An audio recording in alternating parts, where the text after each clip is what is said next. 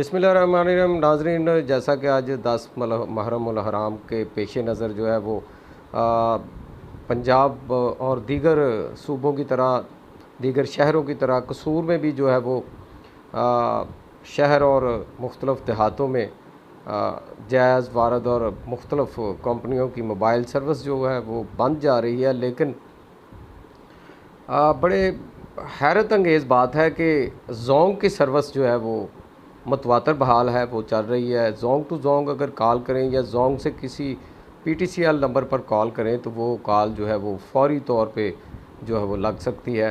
तो इसके पीछे क्या मुहरक़ात हैं? जोंग को किसने इजाज़त दी?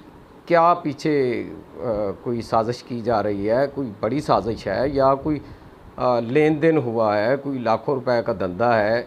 इस पे जो है वो शहरियों से जब हमारी बात हुई तो उनका मुतालबा है वज़ीर आला पंजाब से कि इसका फ़ौरी तौर पर नोटिस लिया जाए कि इसके पीछे क्या मुहरक़ात हैं, वो अवाम के सामने लाई जाए कि अगर दीगर कंपनियां बंद हैं तो जोंग की कंपनी क्यों चल रही है, वो उसको किसने इजाज़त दी है, वो कैसे वो काम कर रही है। तो ऐसे कोई वाक़या भी पेश आ सकता है, तो इस पे तो फ़ौरी तौर पे नोटिस लेना चाहिए।